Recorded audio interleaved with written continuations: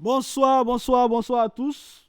Shalom, peuple du Seigneur, nous vous saluons dans le nom puissant de Yehoshua HaMashiach. Alors que toute la gloire revienne au Seigneur pour ce moment qu'il permet, pour ce partage. Et ma prière, notre prière, c'est que ce partage-là puisse édifier plus d'un, puisse apporter certains éclairages aux uns aux autres, ceux-là même qui aiment Yahushua, ceux-là même qui sont appelés de lui, ceux-là même qui ont été marqués par son sceau, par le tav, le signe de l'agneau. Alors, bien-aimés, c'est un plaisir toujours de pouvoir partager autour de la personne de Yahushua, parce que quoi qu'on le dise, notre vie est totalement centrée sur le Père. Notre vie est christocentrique, c'est-à-dire c'est centré uniquement que sur le Père. Nous n'avons que des yeux pour lui, nous n'avons que la vie pour lui, nous n'avons que le souffle de vie pour le Seigneur. Alors, cet après-midi, le Seigneur nous a mis à cœur de partager sur un thème concernant l'œuvre du Seigneur, parce que nous sommes l'œuvre du Seigneur. L'œuvre du Seigneur en la personne d'un individu. Comme souvent on peut le dissocier en parlant de l'œuvre par rapport à ce que nous voyons, c'est-à-dire aller annoncer l'évangile, les âmes sont touchées et tout, et l'œuvre du Seigneur dans nos vies. Et la première chose que le Seigneur fait, c'est que lorsqu'il nous touche, lorsqu'il nous appelle à lui, eh bien, il y a une œuvre qu'il veut accomplir au-dedans de nous. Et c'est cette œuvre-là qui est la plus importante. On peut le voir dans Matthieu chapitre 7. Le Seigneur pouvait dire que dans les derniers temps, il y a des personnes qui viendront lui dire, mais Seigneur, j'ai fait tant en ton nom. Seigneur, j'ai chassé des démons en ton nom. Seigneur, j'ai ressuscité des morts en ton nom. Seigneur, j'ai guéri tel, j'ai rendu visite à tel. Mais le Seigneur a répondu par la suite, leur disant, eh bien, je ne vous ai jamais connu à rien de moi, vous qui commettez l'iniquité. Or, ces personnes, ce sont des personnes qui se disent qu'ils appartiennent au Mashiach, qui sont chrétiens et chrétiennes. Mais dans le livre de Matthieu, comme on vient de lire Matthieu chapitre 7, la Bible nous dit que le Seigneur leur a dit ouvertement qu'il ne les avait jamais connus, eux qui commettent l'iniquité.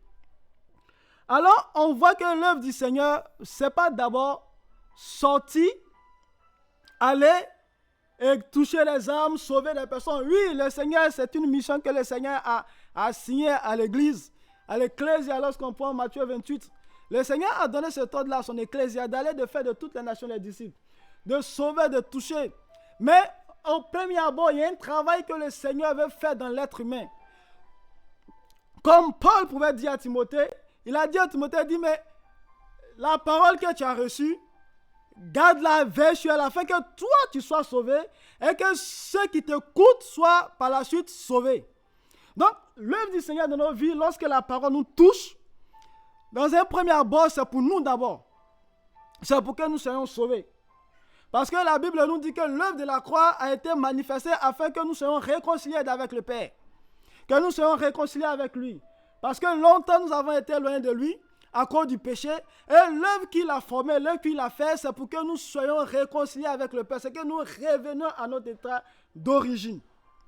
Que nous quittions la mort spirituelle et que nous revêtons la vie qui est Yehoshua HaMashiach. Alors, comme je le disais, nous voulons parler de l'œuvre. Et le Seigneur pouvait nous donner, sinon me donner ce thème-là qui est les fruits d'une œuvre par rapport à un disciple.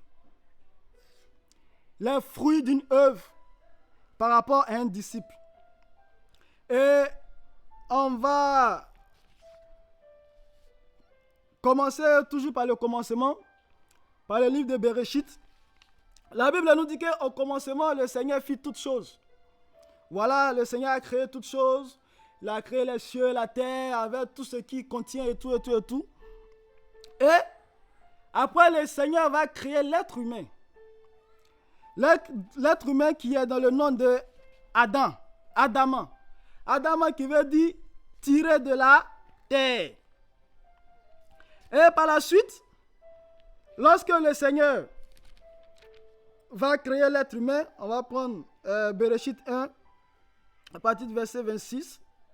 La Bible nous dit, et Elohim dit, faisons l'être humain à notre image, selon notre ressemblance, et qu'il domine sur les poissons de la mer, sur les oiseaux des cieux, sur le bétail, sur toute la terre et sur tout reptile qui rampe sur la terre.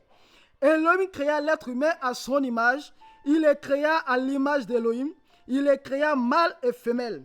Elohim les bénit et Elohim les dit, portez du fruit, multipliez-vous, remplissez la terre et assujettissez-la, dominez sur les poissons de la mer, sur les oiseaux des cieux et sur toute bête qui rampe sur la terre. Et Elohim dit, voici, je vous donne tout herbe portant de la semence qui est sur toute la surface de la terre, et tout arbre ayant en lui du fruit d'arbre et portant de la semence, ce sera votre nourriture. Pour tout animal de la terre, pour tout oiseau des cieux, pour tout ce qui rampe sur la terre, ayant en soi une âme vivante, toute bête sera la nourriture. Il en fut ainsi. Elohim vit tout ce qu'il avait fait, et voici cela était très bon. Et il eut un soir et il eut un matin. C'était le 6e jour. Alléluia. Amen. Donc, on voit le Seigneur qui fait toutes choses. Et après avoir fini sa création et tout, le Seigneur dans sa grâce, il crée l'homme. Et par la suite, il crée un jardin. On le voit dans Bereshit chapitre 2. On va commencer à partir du verset 7. La Bible nous dit que Elohim forma l'être humain de la poussière du sol. Adamant, tiré de la terre. Et il souffla dans ses narines le souffle vivant. Et l'être humain devient une âme vivante. Yahweh Elohim planta un jardin en Éden, à l'Orient, et il mit l'être humain qu'il avait formé. Et par la suite, on voit le Seigneur va créer un jardin. Un jardin ici où il va tout mettre à l'intérieur. D'abord, mais lorsqu'on prend la création de l'homme, lorsque le Seigneur crée l'être humain, on voit que le Seigneur lui assigne une domination complète de toute la terre. Le Seigneur va lui donner autorité sur toutes choses. Sur tout ce qui est sur la terre qui porte en elle une semence. Sur toutes les choses qui sont sur la terre qui portent en elle une âme vivante. À l'instar des animaux.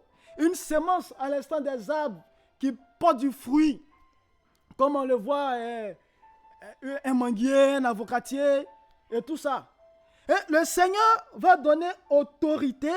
Le Seigneur va donner, confier cette gouvernance-là à l'être humain par rapport à la terre et par rapport à tout ce qui se vit et tout ce qui se met là-dessus.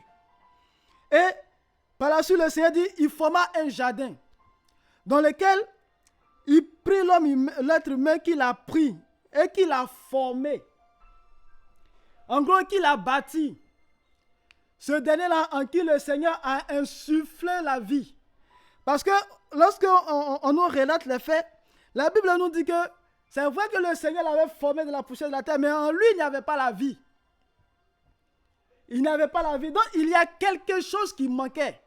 Il lui manquait la vie, le souffle de vie. Et ici, on peut imaginer ça par nous que nous sommes aujourd'hui.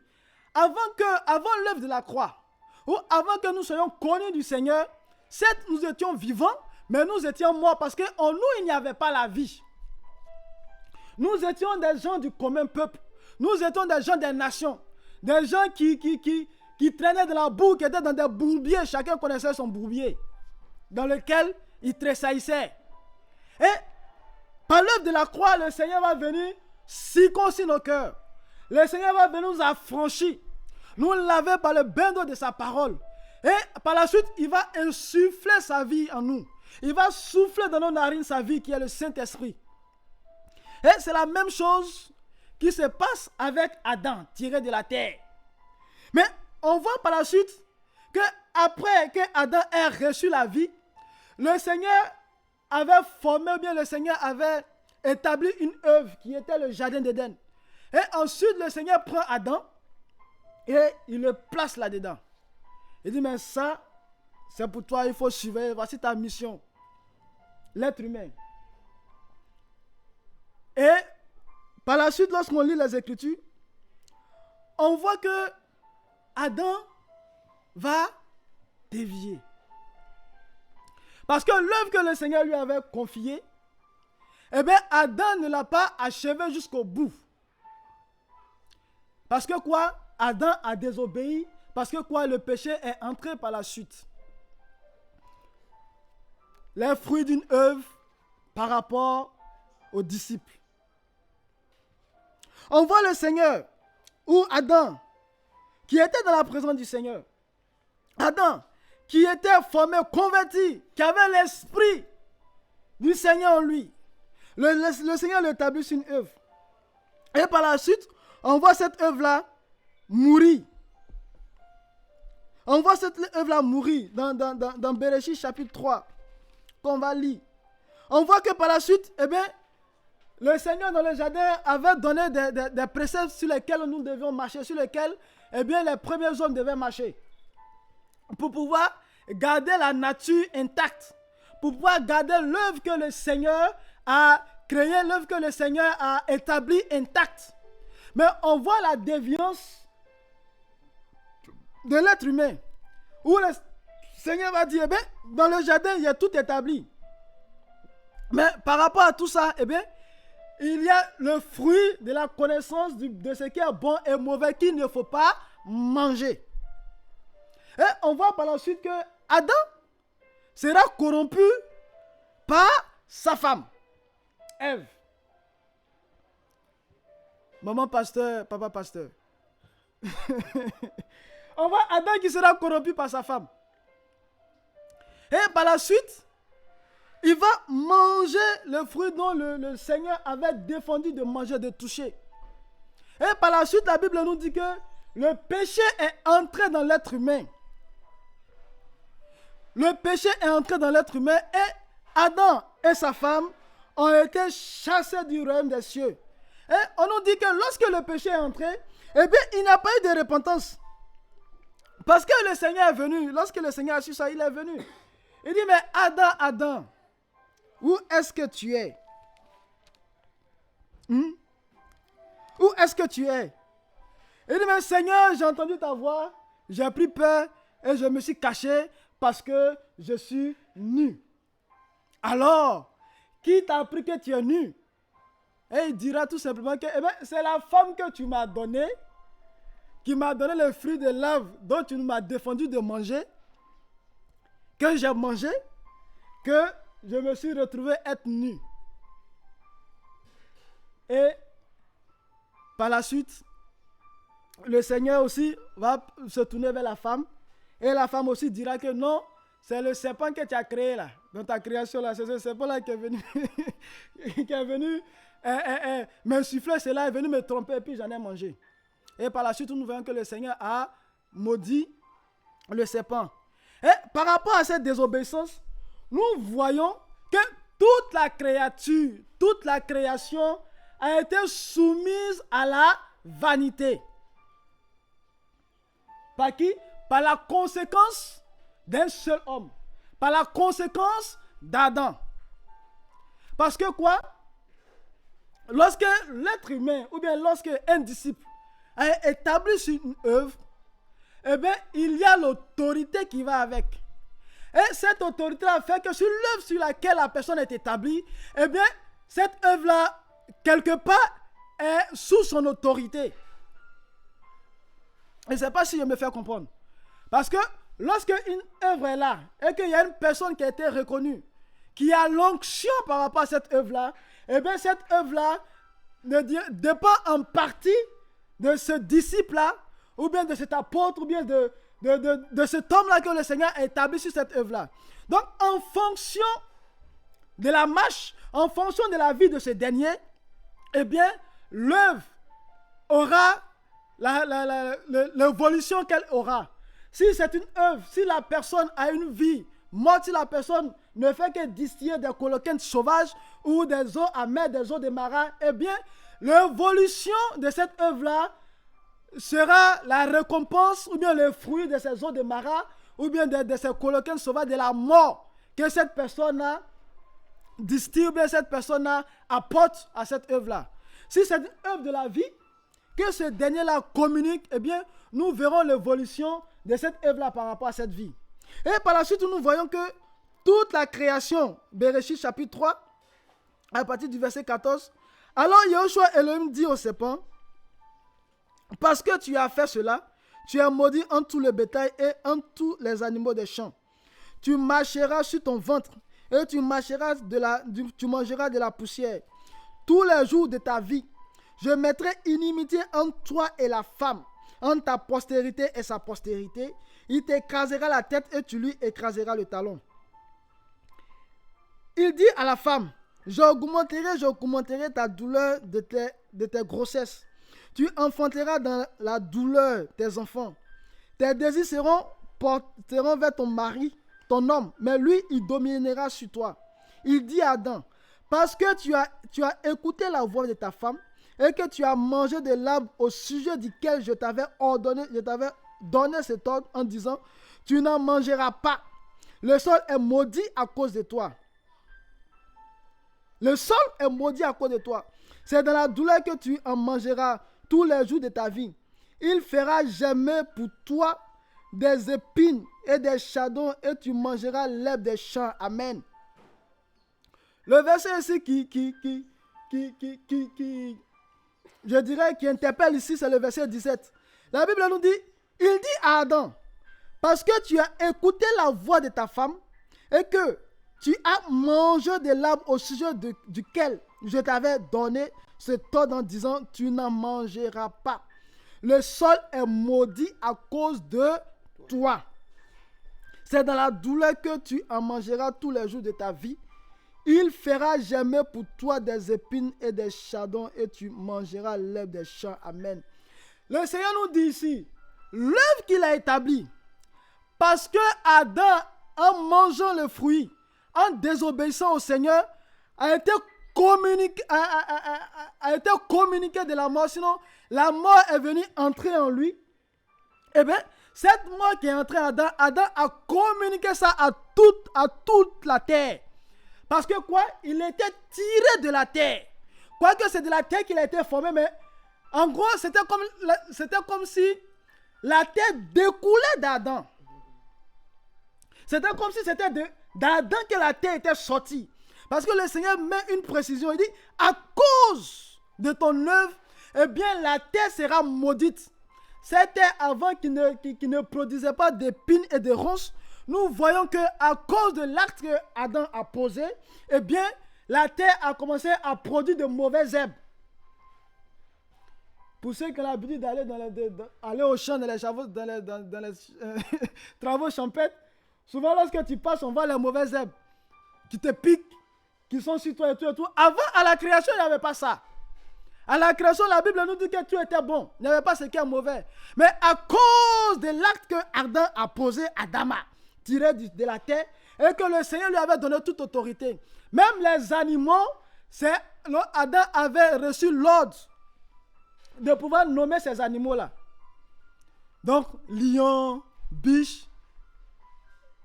On pourra dire lion, biche, c'est les prénoms. Mais et les noms de famille? Adam. Parce que le Seigneur leur avait donné cette autorité-là. Donc là, nous voyons l'impact que l'être humain a, ou le disciple a vis-à-vis d'une œuvre que le Seigneur opère en fonction de la vie de disciple-là de ce dernier. Donc si c'est quelqu'un qui est constamment dans la vie, elle ne fera que communiquer la vie à cette personne-là.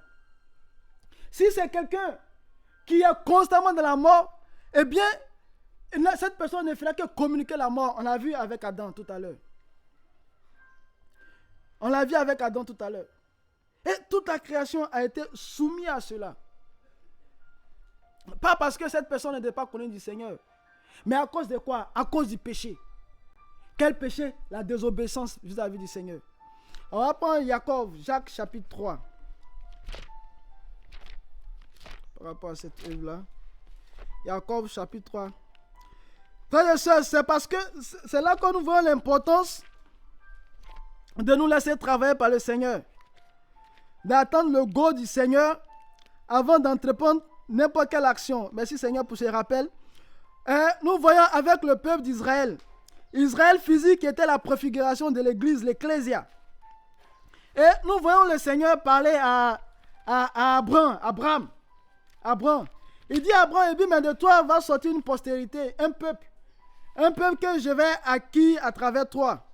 Et ce peuple-là sera en captivité en Égypte pendant 400 ans. C'est-à-dire pendant 4 siècles. Ce peuple-là sera assujetti par les Égyptiens.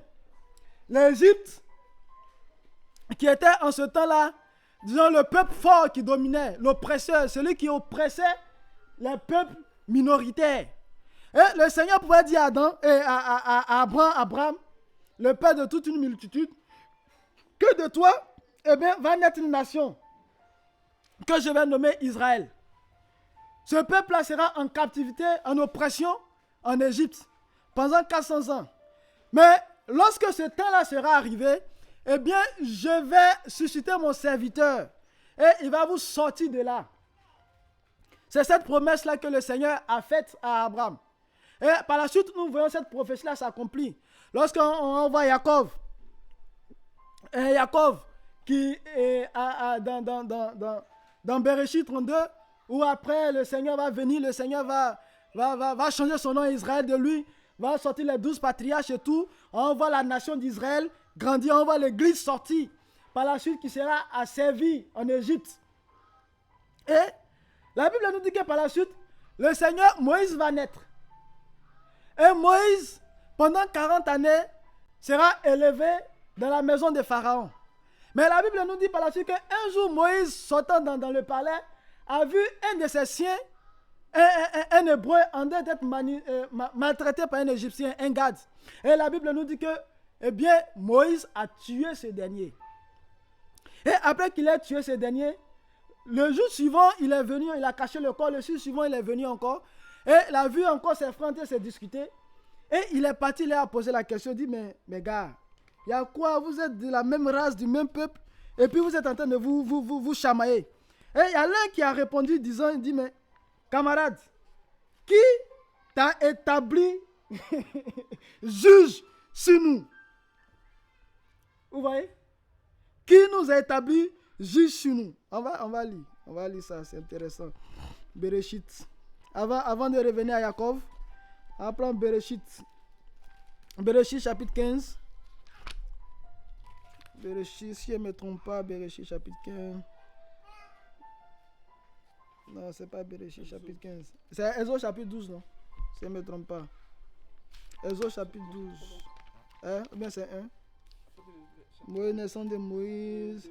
Moshe prend à quel les sources. Voilà. C'est Shemot chapitre 2. À partir du verset 11. Or, il arriva en ce temps-là que Moshe, étant devenu grand, sortit vers ses frères et vit leurs travaux forcés. Il vit un homme égyptien qui frappait un homme hébreu et de ses frères. Il se tourna de côté et d'autre et vit qu'il n'y avait personne et il tua l'Égyptien et le cacha dans le sable. Il sortit le second jour et vit 2 hommes hébreux qui se querellaient. Il dit au coupable, pourquoi frappes-tu ton prochain? Lequel répondit, qui t'a établi homme, prince et juge sur nous? Il y a 3 aspects. Vous voyez? Il dit, mais qui t'a établi homme, prince et juge sur nous? Veux-tu me tuer comme tu as tué l'Égyptien? Et Moshe eut peur et se dit, sûrement l'affaire est connue. Or Pharaon entendit dire, parler de cette affaire et chercha à tuer Moshe. Donc, lui croyant bien fait, le peuple même qui est en oppression, va dire, mais camarade, qui t'a établi juge et prince sur nous? Non, t'as pas appelé. Pourtant, c'était dans le plan du Seigneur que ce soit Moïse qui saute son peuple, qui saute ces 600 000 hommes-là de la terre de l'Égypte. Mais Moïse a voulu courir avant le temps. Vous voyez? La Bible nous dit que par la suite, quand il s'enfuit, il est parti sur les terres de mendiants. Il a fait 40 années là-bas. Or, lorsqu'on voit dans Shemot chapitre 12, lorsqu'on voit que le peuple sort, la Bible nous dit que c'est 430 ans après que le peuple est sorti d'Égypte. Or, pourtant, la servitude que le Seigneur avait donnée, c'était de 400 ans, c'est-à-dire 4 siècles. Mais à cause, disons, d'une œuvre humaine, d'un disciple, d'une personne, eh bien, ce peuple-là a vu 30 années s'ajouter sur l'oppression qu'il avait. C'est fort. C'est pourquoi il est important de rentrer dans une œuvre quand c'est le goût du Seigneur. Sinon, avant ou après, avant, c'est la mort.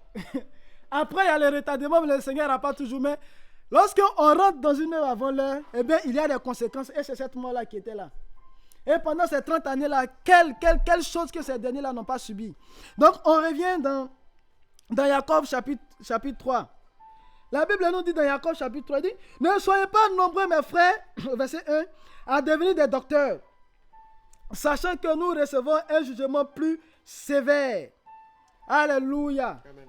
Docteur ici, ça veut dire quoi? Docteur, comme nous connaissons, c'est quoi? Didaskalos. Qui veut dire quoi? Professeur, maître. Hein? Celui qui, par le grand pouvoir, bien la grande sagesse, mais le grand enseignement qui a attiré des foules autour de lui. Comme on peut voir avec le Seigneur. La Bible, le Seigneur, Yahushua n'avait pas besoin de publicité. Mais lorsqu'il se trouvait dans une contrée, la Bible nous dit que toutes les villes et tous les villages environnants couraient venir vers lui pour venir écouter cet homme-là. Venir écouter la sagesse de cet homme-là. Parce que sa réputation était tellement grande que personne ne pouvait y résister. Ça courait partout. Jusqu'à les Sadducéens, dans leur tentative de pouvoir déstabiliser le Seigneur, un jour venant poser une question, la Bible dit qu'ils se sont retournés vers les maîtres, mais disant, mais nous n'avons jamais vu quelqu'un parler comme cet homme. Donc le docteur, c'est celui qui a ce pouvoir de pouvoir attirer des personnes, celui à qui on prête l'oreille, parce que ce dernier a les préceptes, a les ordonnances, pour pouvoir asseoir, bâtir une personne et l'individu. Et dans le Seigneur, c'est comme ça. Le docteur, c'est celui qui bâtit l'individu, qui bâtit un chrétien. Celui qui enseigne les préceptes, qui enseigne, soit tous les chrétiens, tous les autres ministères peuvent enseigner, sinon enseignent les préceptes du Seigneur. Mais le docteur, je dirais, c'est un autre aspect.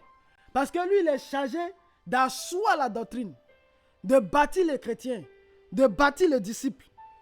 Et Jacques ici, Jacob nous dit ici que nous ne sommes pas beaucoup à devenir des docteurs parce que il nous sera redemandé beaucoup. Et puis quoi? De façon sévère. Mais aujourd'hui, on a des docteurs à tout vent. Vous voyez? Des docteurs à tout vent. Toi-même, ta vie n'est pas encore réglée, mais quand même, tu es docteur, tu enseignes la parole.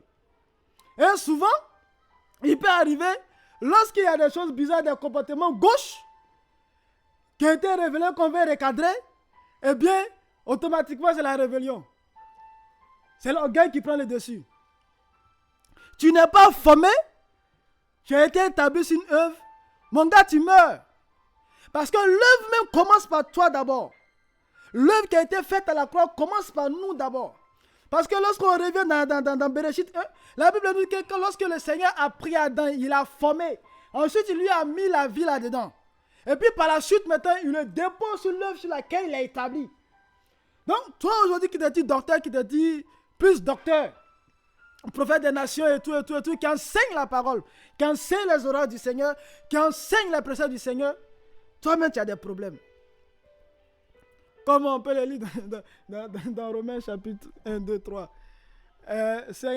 Paul va dire, eh bien, toi qui es docteur, tu enseignes aux gens de ne pas voler, de ne pas mentir. Tu enseignes aux gens de ne pas chercher femme d'autrui. Mais toi, tu ne t'enseignes pas toi-même. Que ce que tu enseignes, tu ne dois pas le faire. Pourtant, tu es à fond dedans. Et souvent, lorsque les scandales éclatent, lorsqu'on va reprendre la phrase qui sort toujours. On verra les œuvres. On verra les œuvres. On va voir les œuvres. Mais tu vas faire une œuvre de la rébellion. C'est quel fruit tu veux porter?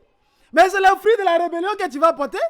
On nous dit ici que dans le jardin, il y avait des arbres qui portaient de la sémence. L'avocatier a une sémence en Adam, va donner un fruit qui est l'avocat.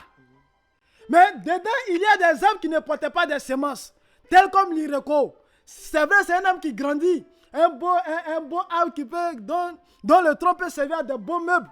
Mais en elle, il n'y a pas de semences, elle ne porte pas de fruits.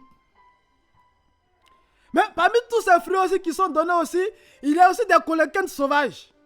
Il y a aussi des mangues amères. Il y a toutes sortes de fruits, mais toi tu vas dans la rébellion.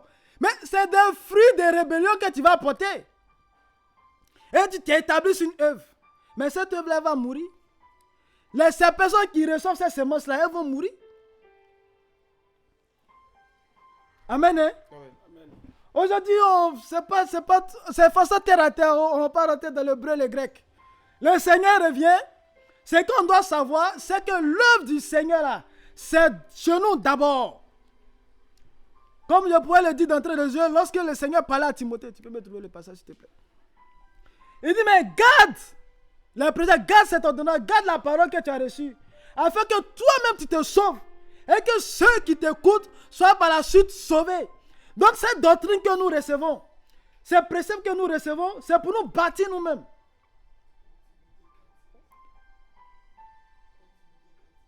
Voilà, 1 Timothée 4, 15, 16, 15 à 16. 1 Timothée, oh merci Seigneur pour ton esprit. Tu as trouvé, tu peux me donner. 1 Timothée 4, je commence à partir du verset 14. Ne néglige pas le don qui est en toi et qui t'a été donné au moins d'une prophétie avec l'imposition des mains du corps des anciens. Pratique ces choses et donne-toi tout entier à elles, afin que tes progrès soient évidents pour tous. Veille sur toi-même et sur la doctrine. Alléluia. Amen. Veille sur toi-même et sur la doctrine. Persévère dans ces choses, car en faisant cela, tu te sauveras toi-même et ceux qui t'écoutent. Alléluia. Amen. Donc on voit que l'œuvre du Seigneur, c'est d'abord pour un individu. Le brigand à la croix n'a pas converti 10 000 âmes. Il n'a pas opéré de guérison. Mais lorsque l'œuvre est venue s'accomplir en lui, directement il est rentré au ciel. Oui. Le Seigneur nous a donné un ordre d'aller de faire les nations des disciples. Oui, mais on ne va pas étant clopant. Ayant nous des choses dans nos vies apparentes qu'on doit enlever. Donc l'œuvre, c'est d'abord nos vies. Parce que le but que le Seigneur a signé là, il dit, c'est pour nous réconcilier avec lui. Il nous prépare une cité céleste. Pour être ensemble avec lui dans le royaume. Parce que c'est cette présence que nous avions. C'est cette présence-là que nous avions avant la chute de l'être humain. Donc quand le Seigneur vient, il vient pour nous ramener là-bas. Donc lorsque Jacques parle, il parle des docteurs, il ne parle pas des païens. Ici, il est question des chrétiens. Et lorsque le Seigneur parle aussi, il fait mention des chrétiens. Voilà. Donc mon frère, ma soeur, toi qui m'entends, toi qui nous entends ce soir, il faut comprendre que l'œuvre du Seigneur là, c'est toi-même. C'est nous-mêmes. Parce que lorsque le Seigneur vient nous touche, oui, nous sommes sauvés, oui, nous sommes restaurés. Mais il y a des choses que le Seigneur doit ôter dans nos vies par le bain d'eau de la parole. Et on continue, on va prendre Zacharie. On va aller dans les prophètes. On va prendre Zacharie chapitre 3. Zacharie. Oh Seigneur. Zacharie c'est avant-dernier. Zacharie chapitre 3. Oh Seigneur, oh non. Donc on est là aujourd'hui lorsque une personne, aujourd'hui, bon, j'ai chassé un démon, il y a une petite goutte d'onction, les galons commencent à monter, je parle le hébreu, le grec. Oh non, vraiment, le retour à la parole. Un message puissant qui vient pour nous ouvrir les yeux, mais qui vient encore réveiller l'orgueil chez l'être humain. Comme la Bible nous dit, il dit la parole est une épée à double tranchant. C'est vrai, ce message puissant que nous avons reçu Elle vient pour nous ouvrir les yeux sur l'état actuel des chrétiens, sur l'état actuel de l'Église. Mais par ricochet, si elle est mal utilisée, elle réveille l'orgueil chez l'être humain, elle réveille la mort. Et aujourd'hui, lorsqu'on se met à dire un mot en hébreu, ou en grec, ou à parler araméen, automatiquement on est enflé d'orgueil. Oh, le Seigneur va dire, il résiste aux orgueilleux, mais il fait grâce aux humbles. Donc on va chasser. Non, je m'écoute. Moi, je fais pendant 3 heures d'affilée, je suis arrêté, je prêche. Quand je prêche, les oreilles sont tendues. Il y a des guérisons, il y a des miracles. Les galons commencent à monter. Quand on marche, on commence à hausser l'épaule maintenant. André un soldat. Les bérets commencent à sortir. On devient des amirals et des amiraux. Et lorsque il y a un comportement gauche et qu'on essaie de redresser cela, tu sais qui je suis. En Côte d'Ivoire, ici, là, c'est notre travail. On entend ça tous les jours.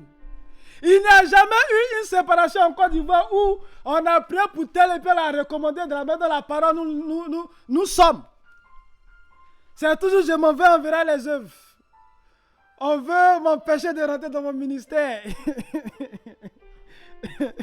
Un ministère de rébellion. Ah, si on savait, et si on avait conscience que c'est le Seigneur qui fait son œuvre, que c'est le Seigneur qui œuvre en nous et qui œuvre dans son œuvre, il y a des comportements gauches et des réflexions gauches que nous n'avons pas à avoir. Oh Seigneur, aide-nous, sauve-nous de l'orgueil, de la connaissance. Paul pouvait le dire, mais la lettre, c'est la mort. Mais c'est l'esprit qui vivifie, c'est l'esprit qui donne la vie. Donc, comme je le disais, Zacharie chapitre 3, à partir du verset 1. Il me fit voir Yehoshua, grand prêtre qui se tenait debout devant l'ange de Yahweh, et Satan qui se tenait debout à sa droite pour s'opposer à lui. La Bible nous dit que Yehoshua, Josué, était dans la présence du Seigneur. Et Satan était arrêté à sa droite pour s'opposer à lui. Or, nous savons l'œuvre de Satan. Qui est quoi? Qui est empêcher l'être humain, bien empêcher l'œuvre du Seigneur s'accomplir dans nos vies.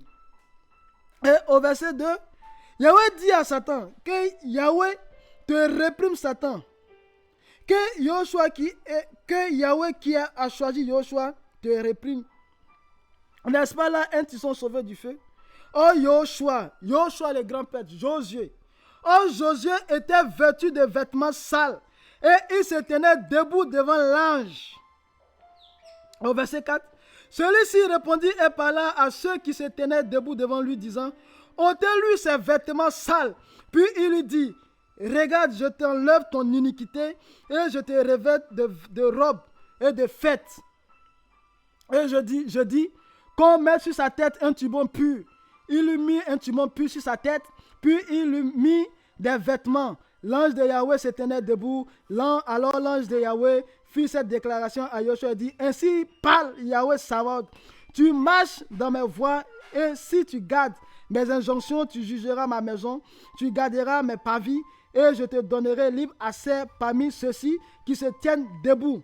S'il te plaît, écoute, Yehoshua, grand prêtre, toi et tes compagnons qui sont assis devant toi, car ce sont des hommes qui serviront de signes. Amen. Amen. La Bible nous dit que Yehoshua, Josué le grand prêtre. Or, lorsque nous prenons au début des prophètes, là-bas, on voit le premier livre, c'est le livre de qui? C'est le livre de Josué. On voit l'œuvre que le Seigneur a accomplie dans la vie de Josué et à travers Josué par rapport à son peuple. Et la Bible nous dit, dans le livre de Zacharie, que Yehoshua était dans la présence du Seigneur, debout, mais il y avait des vêtements sales. Et au verset 4, on nous dit que ces vêtements-là représentaient l'iniquité, le péché. On n'a pas dit que Yehoshua, Josué était un païen, ou un homme des nations, ou un araméen, ou bien un je ne sais pas quoi. Mais c'était un sacrificateur. Oh, lorsque on regarde, on lit, on voit dans le sacerdoce lévitique, la qualité du sacrificateur, du grand prêtre, celui-là qui est habilité à rentrer dans le Saint des Saints une fois par an. C'est-à-dire celui-là qui parle avec le Père de façon directe, comme on le dit en Côte d'Ivoire ici. Mais ce dernier-là était revêtu d'habits sales. Lui ne voyait pas forcément. Mais le Seigneur a vu. Ou le Seigneur va parler de l'émondage. L'émondage qui sert à quoi? Qui sert à enlever tout ce qui est impureté dans l'être humain. Parce que souvent lorsqu'on regarde la lagune qui est là, ou bien on regarde l'océan, on voit le dessus c'est bleu, n'est-ce pas? Mais est-ce qu'on va en bas? C'est qu'en bas, il y a les poissons, il y a les machins et tout ça. Mais si on prend une pompe à eau, à pression, et qu'on l'injecte dans le bas du sol, on va voir de la saleté remonter au-dessus de l'eau. Et c'est ce que le Seigneur fait à travers nous. Lorsque le Seigneur va nous sonder, lorsque le Seigneur va nous émonder, eh bien le Seigneur va faire ressortir tout ce qui est impur, qui est enfoui dans l'être humain. Parce que le Seigneur, c'est lui seul qui nous connaît. Nous, on ne se connaît pas. Parce que souvent, on arrive de s'étonner des comportements gauches que nous avons. Et le Seigneur va faire ressortir cela. Et le Seigneur va dire à Josué, mais ton vêtement là, tu es revêtu d'un vêtement sale, qui est la souille, qui est l'iniquité. Lui, le grand prêtre. Et le Seigneur va donner l'ordre à son ange de pouvoir enlever son iniquité. Lorsqu'on lit le passage, par la suite, on voit le Seigneur lui confier des grandes choses. Il dit, mais si tu gardes mes préceptes, tu gardes ma loi, tu gardes ma sainteté en gros, et bien voici, je vais t'établir sur ça, sur ça, sur ça. Et on voit par la suite que Yoshua n'a pas résisté dans le fait que le Seigneur révèle son iniquité et que le Seigneur lui demande d'abandonner. Il ne s'est pas opposé à cette œuvre-là. Mais aujourd'hui, nous, la nouvelle génération, là, on est spécialiste dans ça. Lorsque le Seigneur remonte des choses à la surface, pour pouvoir laisser cela, c'est compliqué. Oh, la Bible nous dit que les vêtements sales excusez-moi, ne peuvent hériter du royaume des cieux. Les vêtements sales, ça ne rentre pas là-bas. Yoshua est un homme du Seigneur. En gros, c'est un chrétien. Il a l'esprit du Seigneur.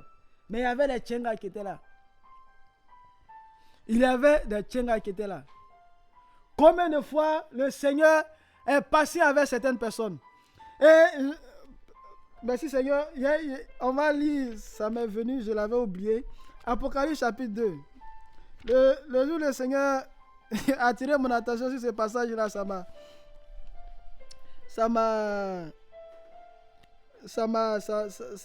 m'a glacé. Apocalypse chapitre 2, verset 18. C'est l'équipe de Thyatire.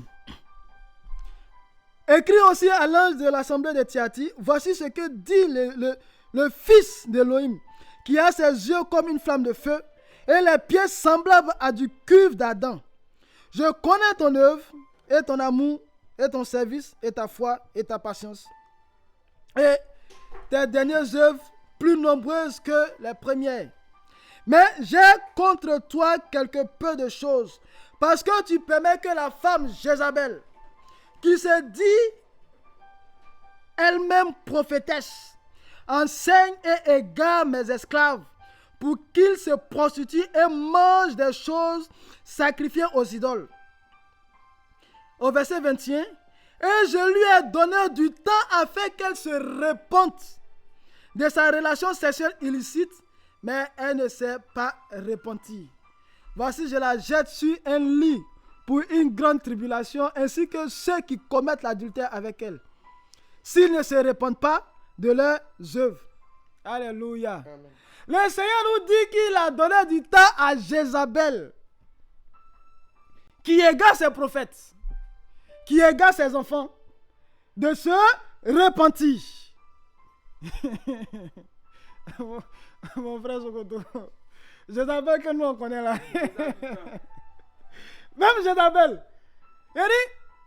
Jézabel, la prophétesse, qui a détourné Akab de sa mission, qui tue les prophètes, à cause duquel Élie a fui. Oh Seigneur, parce qu'il avait peur d'avoir la tête coupée. La Bible nous dit que le Seigneur a donné du temps à Jézabel de pouvoir se repentir. Mais elle ne l'a pas fait. Regardez un peu la douceur et la patience et la miséricorde du Seigneur Yahushua Mashiach. Donc dans ce temps de la fin, si on voit quelqu'un être exposé, ou bien on voit quelqu'un être frappé, c'est parce qu'auparavant, le Seigneur a eu pleinement de la douceur envers ce dernier-là, de la patience envers ce dernier-là, que le Seigneur le frappe maintenant. Et il dit, mais elle a refusé de se repentir. Et comme elle a refusé de se repentir, alors elle est jetée dans la grande tribulation. Et avec ceux qui ont commis l'adultère avec lui, avec elle plutôt, s'ils ne se répandent pas. Or, au début, là, lorsque le Seigneur cite les qualités de l'Église, le Seigneur dit, je connais tes œuvres et ton amour, ton service, ta foi, ta patience. Tes dernières œuvres sont plus nombreuses que les premières. Mon frère, ce n'est pas la connaissance, ce ne sont pas les œuvres charnelles que nous connaissons qui font de nous des personnes qui sont agréées du Seigneur. On a vu tout à l'heure dans Zacharie en parlant de Joshua. La Bible dit que Josué était revêtu d'un vêtement sale. Il était attesté par le Seigneur, établi par le Seigneur. Mais il y avait des choses dans la vie de ce dernier-là que le Seigneur voulait enlever, que le Seigneur voulait ôter pour que son vêtement soit propre. Pour que son vêtement soit propre, nickel. Et la souillure, l'iniquité, la souillure ici, c'est le péché. Les vêtements tachetés, c'est le péché. La robe blanche que nous avons reçue tachetée, c'est le péché. Que le Seigneur veut ôter. La Bible nous dit dans le livre de Deutéronome que le Seigneur a marché avec son ecclésia pendant 40 ans dans le désert et leurs vêtements ne se sont point souillés, ne se sont point usés. Le Seigneur a gardé son peuple de toute forme de souillure. Parce que quoi? Il y avait l'obéissance, une image de l'église. C'est-à-dire, lorsque tu es obéissant au Seigneur, lorsque le Seigneur va venir sortir, montrer, révéler des choses, et qu'on est prompt à obéir, à dire, oh oui Seigneur, j'aime ma vie, enlève ceci, enlève cela, eh bien, le Seigneur nous fait monter de gloire en gloire. Parce que ce que le Seigneur veut, c'est que nous allions de gloire en gloire. C'est ça le Seigneur, c'est ce que le Seigneur veut avec nous. Il dit dans le livre de Jean, dans Yohanna chapitre 15, que ceux qui sont en lui, qui portent du fruit, eh bien, il les émonde encore, afin qu'ils puissent encore porter des fruits, et que ces fruits-là demeurent. Donc le but du Seigneur, ce n'est pas pour que nous portons du fruit un temps soit peu, pour que nous portons du fruit pendant un mois, pendant un an, pendant 2 ans, ou pendant 10 ans. Il dit, il veut que nous portions des fruits là, et que ces fruits là demeurent jusqu'à ce qu'il vienne nous chercher, parce qu'il a dit qu'il s'en va. Dans Jean 14, il dit, il s'en va. Il va nous préparer une place, et puis il revient nous chercher. Portez ces fruits afin que ces fruits là demeurent. Donc, ce n'est pas pour un temps. Ce n'est pas pour un temps.